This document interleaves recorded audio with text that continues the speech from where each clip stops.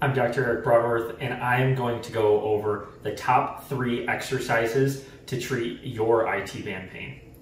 So the IT band, or iliotibial band, connects to your glutes and tensor fascia lata here, and it's the largest tendon in the body. It runs all the way down and attaches on the outside of your shin bone, or tibia, okay, at the Gerdy's tubercle. So just some little fun facts for you there. And so a lot of people that get IT band pain include distance runners. It's typically an overuse injury, and true IT band pain will be on the outside of the knee right here. And a lot of times it is caused by, again, overuse and some friction from that IT band rolling over repetitively over the femoral condyle there. And so one of the biggest things that you can do, so for immediate relief, for an acute response, if it just came on, you can ice and use some passive stretching. You can do some foam rolling, which I'm about to show you here. So if I take a foam roller and I put it on my side just like this, I go onto my side, my top leg is over the bottom leg that I'm about to foam roll, and I'm gonna roll up and down all the way from the hip down to the knee, and I'm gonna find those areas that are really tight and focus in on those, and just kind of rolling that muscle out. That's gonna create what we call a myofascial release there. And so you can kind of roll in and roll out along with up and down to target those areas.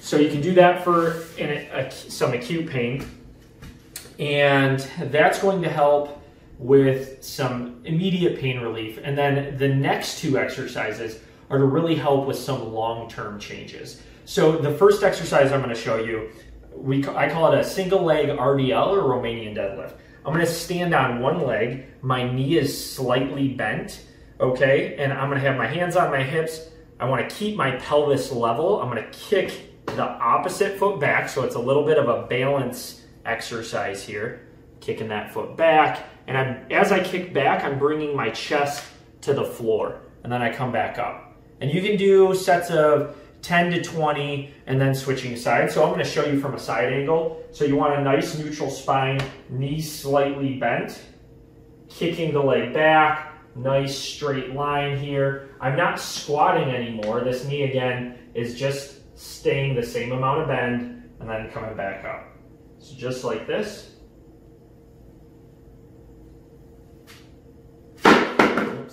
And then the next exercise, the last exercise here, we are going to do some clamshells. So I'm not going to use any resistance, but I'm going to lay on my side like so. I got my knees bent, my feet together. Keeping my heels together, I'm going to lift my knees apart, just like this.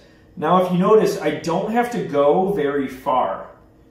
A common mistake that I find that people make with clamshells is they try to go as far as they can and they end up rolling through their pelvis. I want you to keep your hand on your hip so you can stabilize there and sense if your pelvis or your spine is rotating in your trunk. And I don't want you rotating through that. So you're going to do 30 reps on one side and then 30 reps on the other.